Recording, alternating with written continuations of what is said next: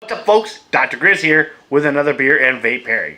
Now, I'm baking an episode because tomorrow I'm going to be really fucking busy and I'm pretty sure I'm not going to be able to do a video or record one anyways. So I'm making this one so I can bank it and upload it tomorrow. And the other reason why is because I just did the pairing. I just finished the pairing on the Trappist grapefruit, and I just wanted to say, even though I don't like the taste of this beer, it is a very high quality beer.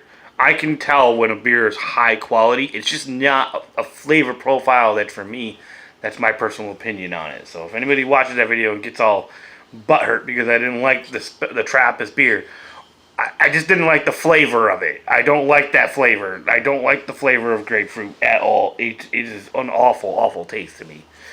Alright, we're going to do another one. We're going to do a different IPA just because I need to get that taste out of my mouth. I just got to get the taste of that fucking grapefruit out of my mouth. Ugh, it's so terrible. But before we do that, we're going to do a shot. We're going to do a shot. We're going to do a shot. We're going to do a shot. Almost done with that one. Almost done with that one, folks. Let's get it done.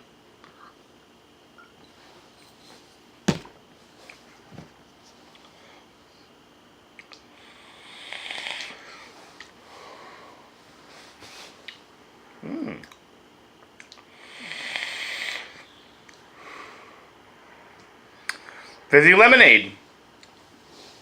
Fizzy lemonade with the ice cold refreshing lemonade.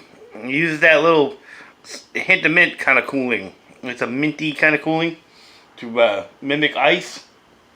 It works good with that rum. Makes it taste kind of like a mojito. Mojito.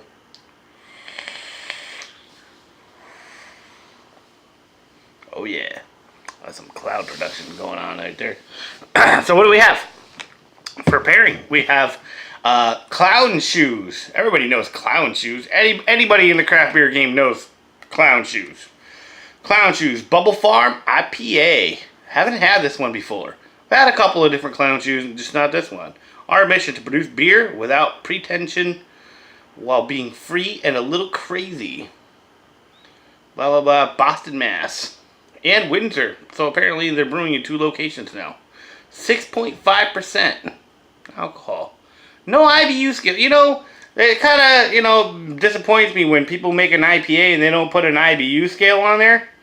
Because I would like to know going in what I'm going in for. Because if your shit's 90 IBUs, you might want to let people know that it's 90 IBUs. That's a kick in the face right there. 90 IBUs is a kick in the face. I've had a 95er before. And I liked it. I liked it a lot. But they didn't tell me it was a 95 going in, and it fucking floored me the first couple sips until I was like, oh, now I know what I'm into. Okay. I know what I got myself into. Let's have a pour. There's nothing else really on the can about what it is. It just says Bubble Farm IPA. So it's just a crazy IPA, I guess. Pretty lightly colored for an IPA. Bit fuzzy. IPAs usually don't pour that fuzzy. Look at that. There we go. It's leveling out. It's going good. Kind of like how it's lacing. Give it a taste. It's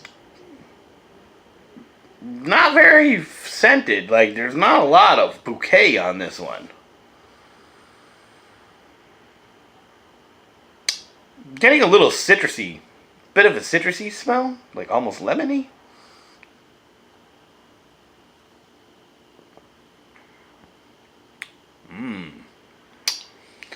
That's smooth and herbally.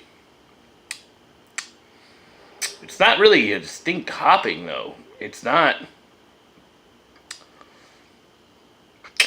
really punching me in the face or anything. It's really smooth. It's bitter, but it's not overly bitter. It's kind of it's good, but it's indistinct. It doesn't really have like a huge, like, oh, here's your flavor profile. It's a well-made IPA. It is pretty smooth. And it's not kicking the tar out of my freaking taste buds either.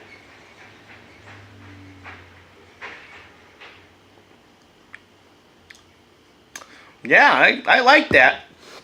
It's just hard to describe because there's nothing blowing my mind on it. It's just really well made IPA, like a really well made IPA. And that's the best way I could put it. So let's try. Let's see how the praline custard goes with an IPA.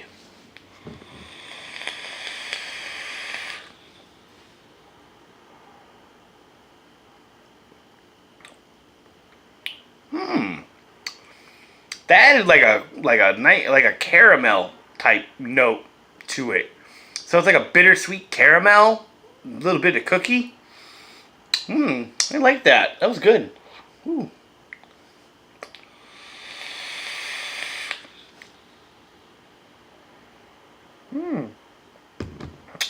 That was good. That is nice. At 80 watts. At 80 watts, this thing actually kicks some ass. This little Aegis Mini. I'm actually surprised it's hitting as good as it is. Or it's only a 0.16 build on it, but either way.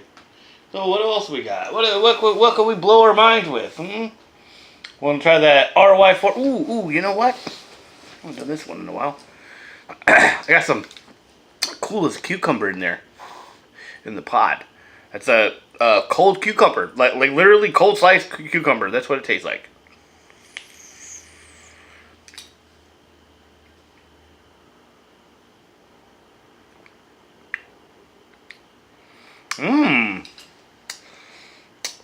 And it's almost like balsamic. Like I put a little balsamic because of the bitterness of the beer.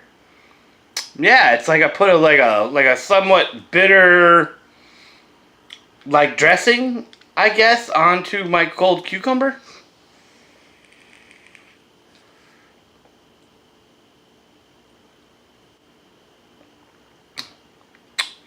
That was actually pretty damn good. I'm surprised it was that good.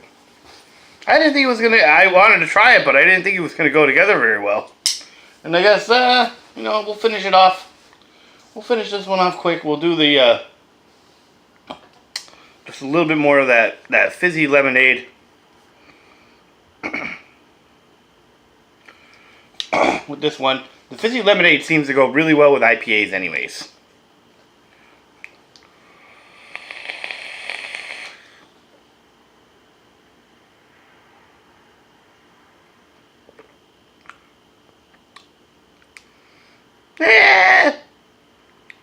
It's alright. You gave a lemoniness to it. That cooling thing didn't go well with the bitter. It's almost like doing orange juice and toothpaste, like an orange juice and toothpaste kind of deal.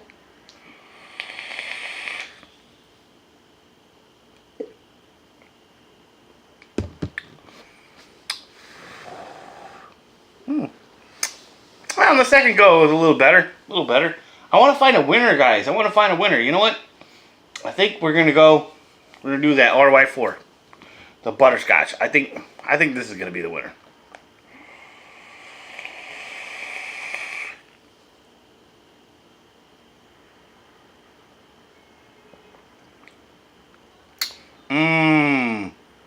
Oh yes. Yep. That's the winner. I just put some crushed almonds and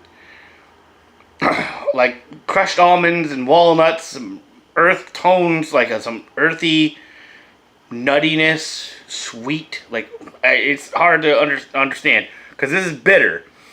What goes good with bitter? Well, spicy things go with bitter, and sweet things go with bitter. Sour things don't really go with bitter all that well. Tangy doesn't really go with bitter either. But sweet things do. Sweet, earthy things go good with bitter things. That's why you put sugar in your coffee. Because sugar is sweet and coffee is bitter.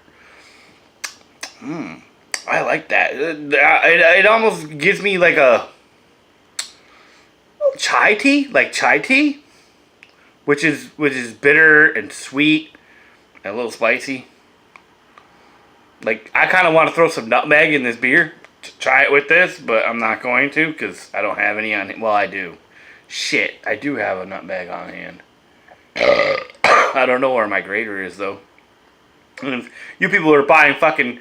Here comes a rant. If you guys are buying nutmeg in a little fucking jar, you're wrong. You're wrong. Don't buy nutmeg like that. Buy a nutmeg. A nutmeg. Keep it in cellophane, like stretch wrap. You know, Reynolds wrap. Like, keep it in that. And whenever you need nutmeg, you take a fucking fine grater and couple times. A couple grates of fresh nutmeg will beat out 3-4 tablespoons of powdered nutmeg any day. That's how you fucking do nutmeg. You don't fucking. And a little secret for you: if you get not like this, but you know the cheap ones, the cheap corkscrews that are just like a little one. If you get a small one that's about this long, and you get your nutmeg and you screw it on top of it, now you have a something to hold onto. Not something this big. One of them little ones, like the waiter ones, the ones that waiters carry around. And you keep your nutmeg on that, and so you can have something to hold on to while you scrape it. And just a little adding from a professional to amateurs. Fucking amateurs. You don't know how to use nutmeg? Alright, let's finish this off. I'm getting a little carried away. Let's finish this off.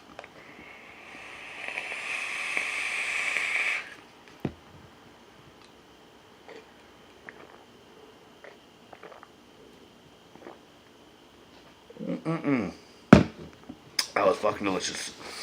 So that was delicious. So stop smoking shit that tastes like ass.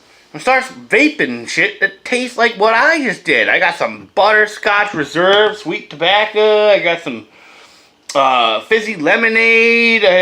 What else did I do? I did